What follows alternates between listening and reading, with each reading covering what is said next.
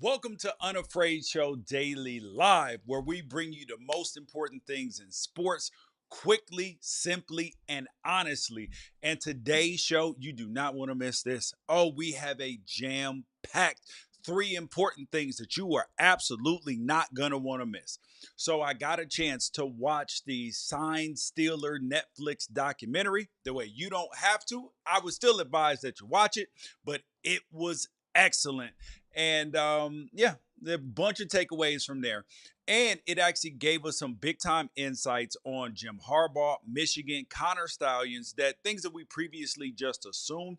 And there are more allegations out there with the NCAA getting ready to, well, it's already given Michigan its notice of allegations, but that will be out in the light pretty damn soon.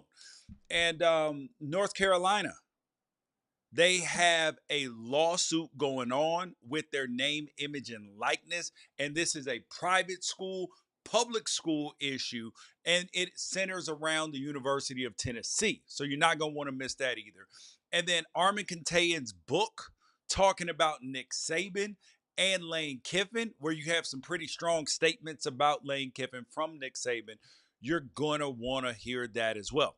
But we're going to start with the sign stealing Netflix documentary from Untold. Now, Untold brings us documentaries about different things. Gave us the Manti Te'o, the Johnny Manziel, the uh, Urban Meyer, Swamp Kings, which was really good, except for painted Urban real nice. But that's a whole nother story. But let's get to this Michigan thing because there have been people on both sides. And as a takeaway from this documentary, that number one is that Connor Stalions at some point in time will work in college football again. Absolutely, without a doubt, he will absolutely do it. Now, I was also left with takeaways about Connor Stalions. First of all, I have a lot of respect for Connor Stalions. George, what did you ever check for? You have respect for a cheater? What? No, here's the thing I have respect for: somebody who is laser focused, somebody who is relentless, and who is willing to get it by any means necessary. Now there comes the integrity part of it. Now his integrity ain't as high as you want it to be. But if you want anybody on your side, you want a Connor Stalions on your side, don't you? Obviously. You want somebody that if the boats are burning and the ship is sinking, he's like, I'm still up there playing like on the Titanic. He's playing and he's gonna make sure that nobody else goes down with it. Like you want people, if people are supporting you, you want them to be this vigilant and this animated and this committed to the cause. And Connor Stalions is committed. But then that led me to the other thing is when I said I would hire, well, Connor Stalions will work in college football again. But the question is, if I were a college football head coach, would I hire Connor Stalions? And the question is, did he learn his lesson? Now, that I don't know because he actually lost the thing that was probably most important to him. Because this is a dude who, since he was a little kid, wanted to be the head football coach at the University of Michigan. And he was scheming and weaseling and plotting his way to be able to be that. And I'm telling you, had this not come out, he would have been the head coach at Michigan football at some point in time. Book it, guarantee it. But the question is, did he learn his lesson if I would hire him? Or is he a celebrity stalker? And by celebrity stalker, I mean one of them people that follows the celebrity and just can't get enough because they're so obsessed and that they will just lose their mind, lose their life. They think that they're in love with them and everything else. So is he a celebrity stalker or has he learned his lesson? Because Connor Stalions probably thinks that he is still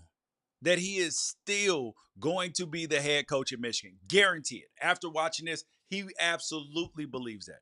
His parents are in on it, but they are in on protecting their kid. And it's one of those, as a parent, do you protect your kid if you know they've done something wrong? Depends on the parents and depends on what your level of wrong is. And the reason why he will also work in the world of sports is because it's like the movie Catch Me If You Can with Leonardo DiCaprio. If you remember, he went to jail But then when he got out, what did he do? He worked with the FBI, he worked with banks to prevent check fraud because he was an expert at it. So Connor Stalions is going to have a place. And he has this huge recruiting database and everything in between. That is very valuable information because this is a smart dude who's going to figure out an answer to the problem.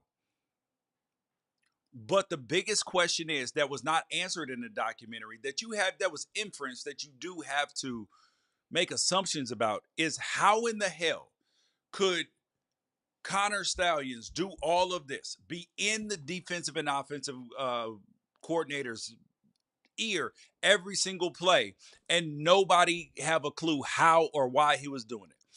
Who was paying for all of these tickets? Because it wasn't him, because those tickets were expensive. And Jim Harbaugh, and I've said it, he fed us a line of BS because there is no way in hell that this dude had no idea that he was oblivious. He hired the man and then led him further and further in the program. You don't do that without getting closer and closer to the person in charge by you keeping elevating your status. It's just the reality of it. Connor Stalions reminds me of people in prison. And I know people who've gone to jail, who've run criminal organizations, been big time drug dealers, done things that are illegal. And those are actually some of the smartest people around.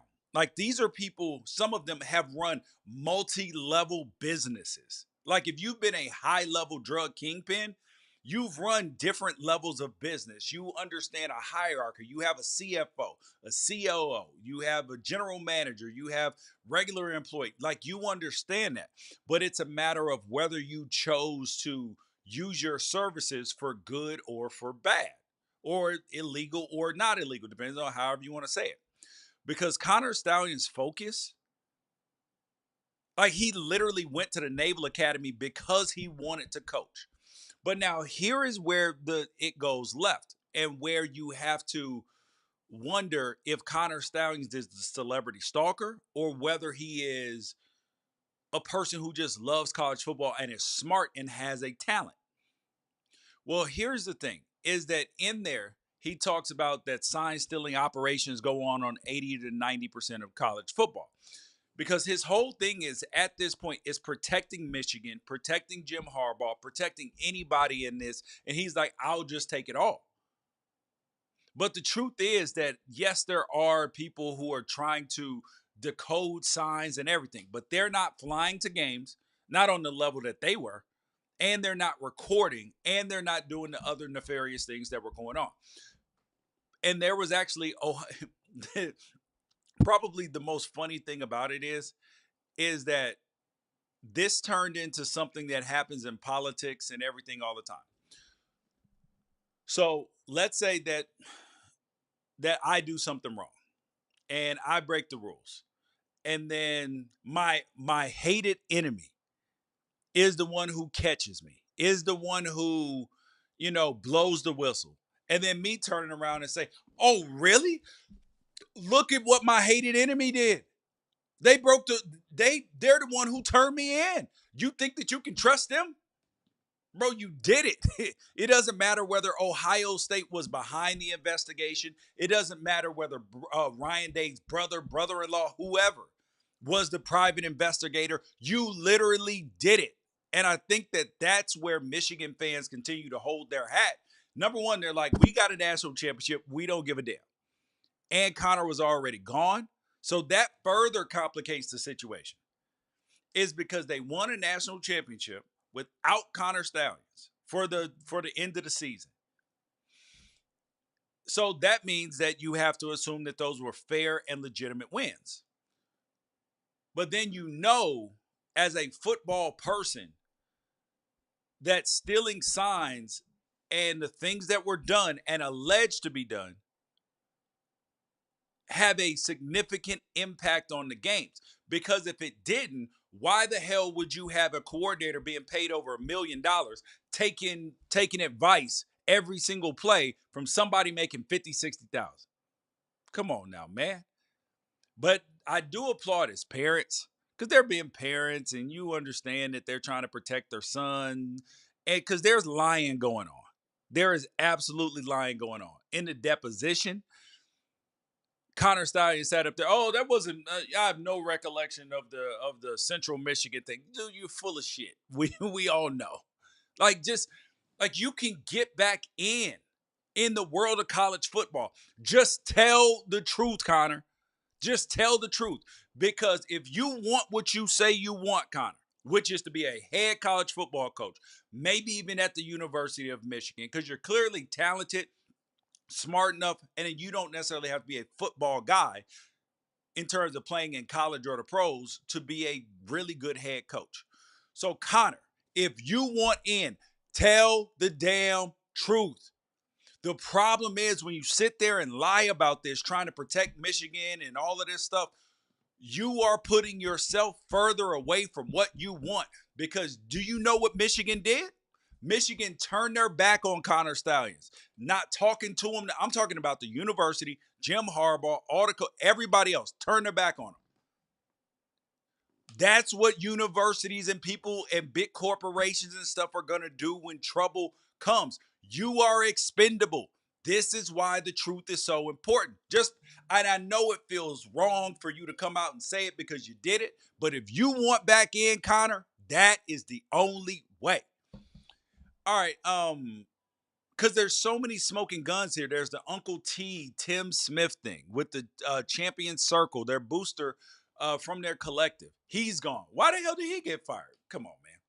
But the last thing that I want to talk about this Netflix documentary, which I enjoyed, and you guys can leave a comment, share, everything in between, is the Brohio guy in the mask and everything.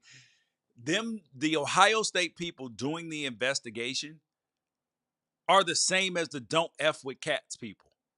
That's how college football fans are. And I was like, dude, it made me love and appreciate college football that much more. Because if you're a don't F with cats people, you are with us. You are with us.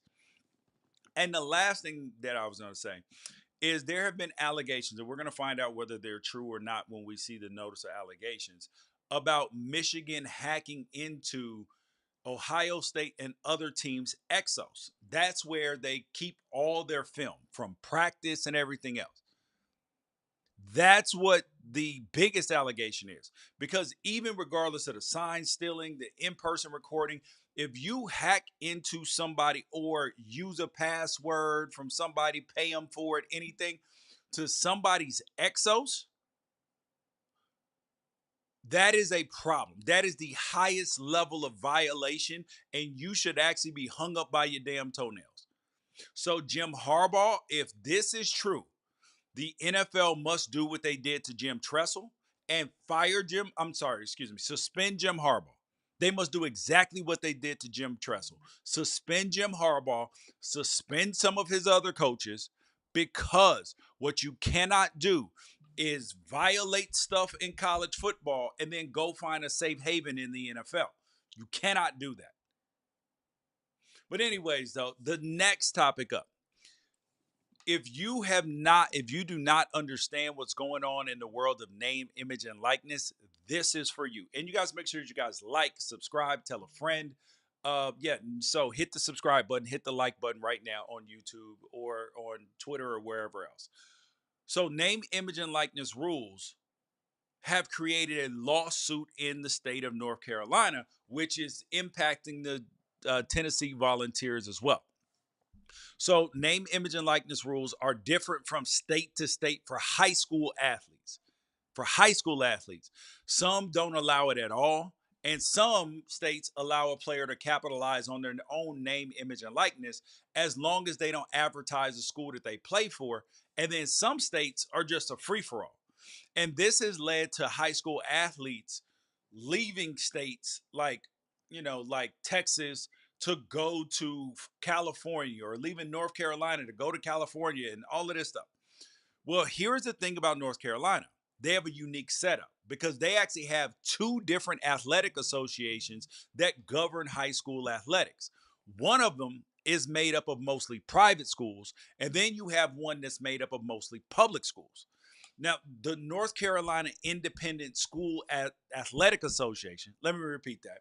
The North Carolina Independent Schools Athletic Association, they actually changed their bylaws before last year to allow athletes to capitalize on their name, image, and likeness. And the best example of that being put to use has been five-star offensive tackle David Sanders. He just committed to Tennessee recently. And Sanders, who is represented by WME, which is William Morris Endeavor, which is one of the biggest agencies around. Now, after he committed to Tennessee, and then smartly, right before his commitment, he announced that his personal NIL store would feature merchandise in the team colors that he was committing to. And then that brings us to his counterpart in the same state. That 2026, instead of 2025, but 2026 five-star quarterback Faison Brandon, who actually plays for a public school in North Carolina called Grimsley. Now, Faison is also committed to Tennessee. But according to North Carolina's High School Athletic Association, which is the other governing body in the state, which governs the majority of the public schools. Now, Brandon can't engage in the marketplace the same way that David Sanders is. And now Faison Brandon's mother is suing North Carolina Board of Education and the Department of Public Instruction. Now, the lawsuit says that her son was forced to turn down NIL money by a prominent national trading card company, which we believe to either be Topps or Fanatics, just to remain enrolled in public school and to continue playing along his teammates. Now, as a dad, I would be doing exactly what this mom is doing.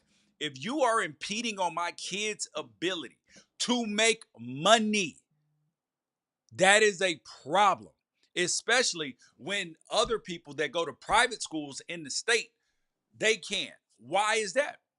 But then if I transfer to the private schools, oh, now all of a sudden you'll be like what California, IMG, other places are, where you have kids transferring, and the public school system is actually at a deficit, just like in the state I live in California.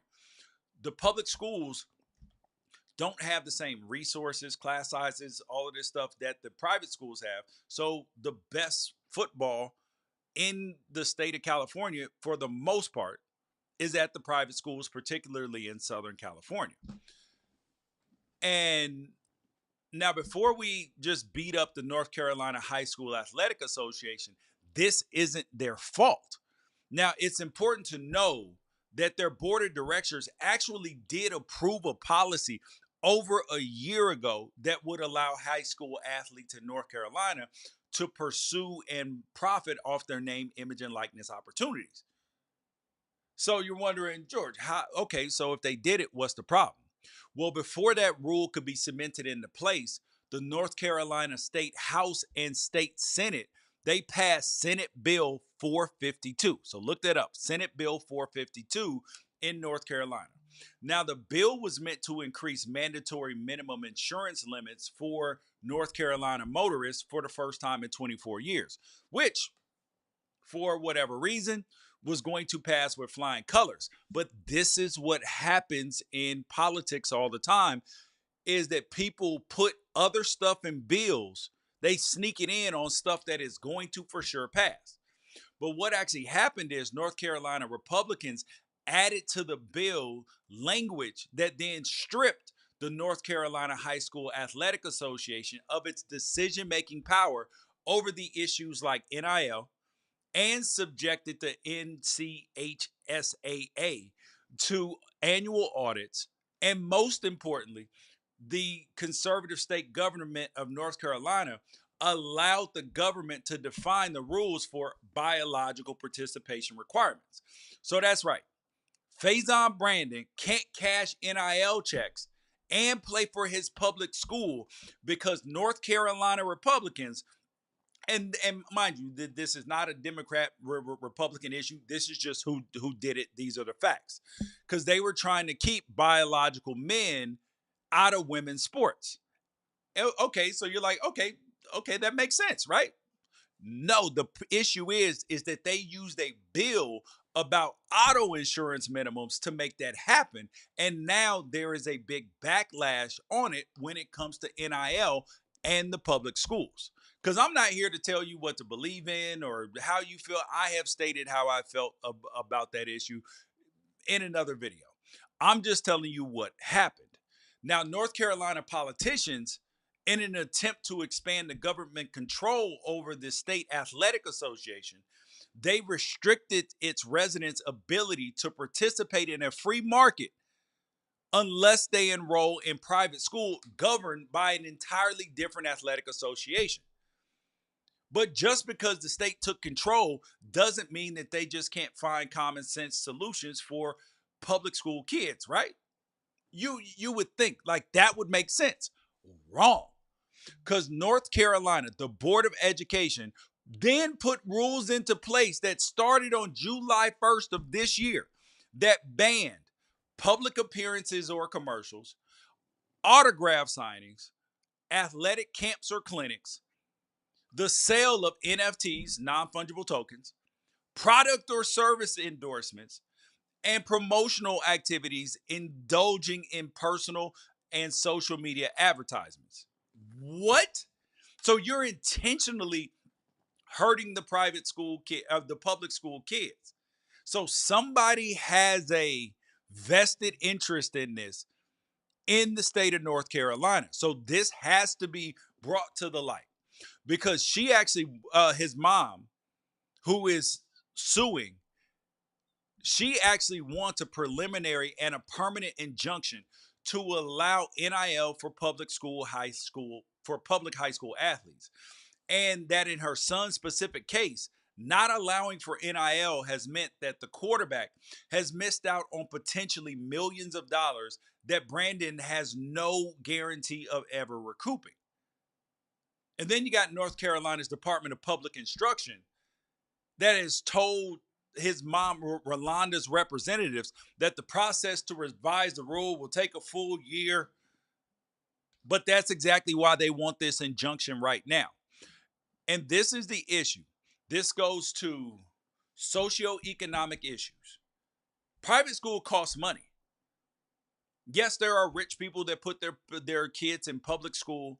There are kids from socioeconomically disadvantaged situations that are in private school because they have scholarships or they're great athletes or something like that. This is something that has to be fixed and is 100% wrong. 100% wrong. The last thing up. So Lane Kiffin and Nick Saban. So Lane Kiffin, who was Nick Saban's offensive coordinator and assistant coach for a couple of years, he got dismissed right before the national championship game a couple of years ago.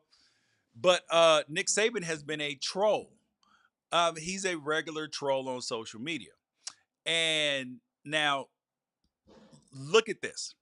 So he puts this up. And this is obviously about his running back, Quinshon Judkins, who left Ole Miss and went over to Ohio State.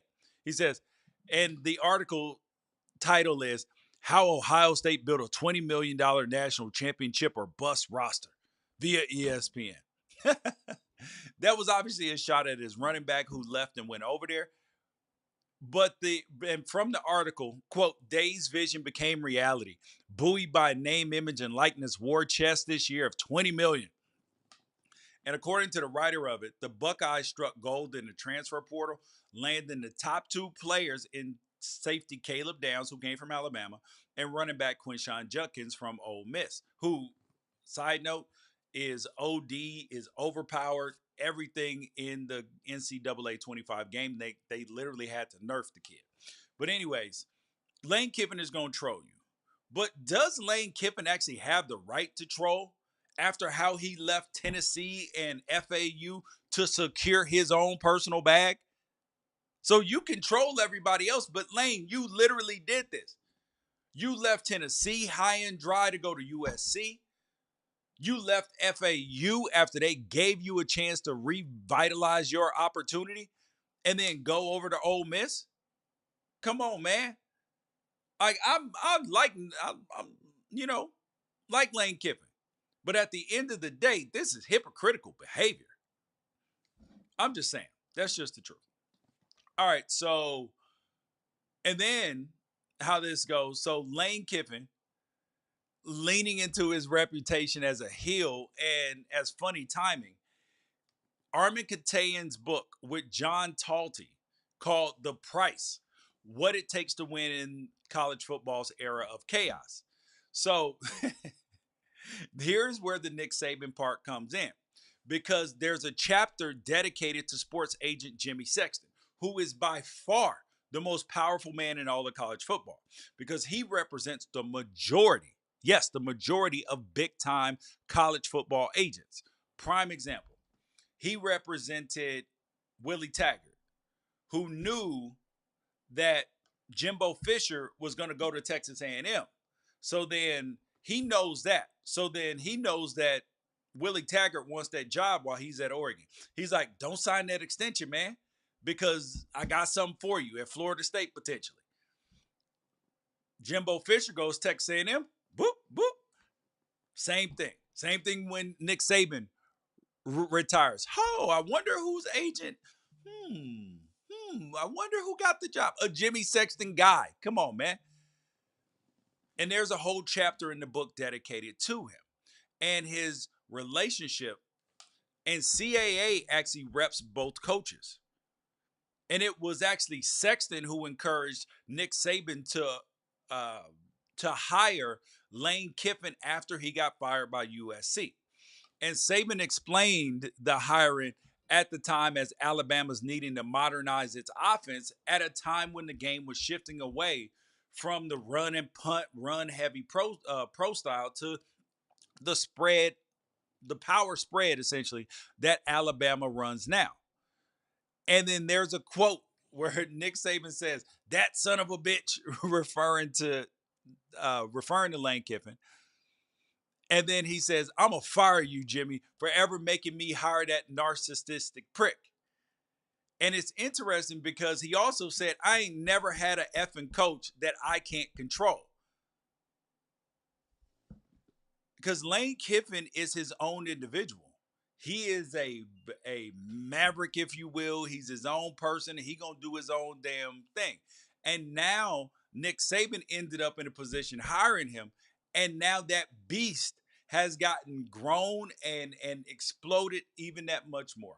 But you guys, that's the Unafraid Show Daily Live for today. We got more content. Go over to the YouTube channel if you're not watching it there right now. Share this episode with a friend, because this is one of my favorite, and these stories must be told. Peace out. Got more content, shorts, lives, videos on demand, everything starting tomorrow as well. Peace out. Oh, and the picks.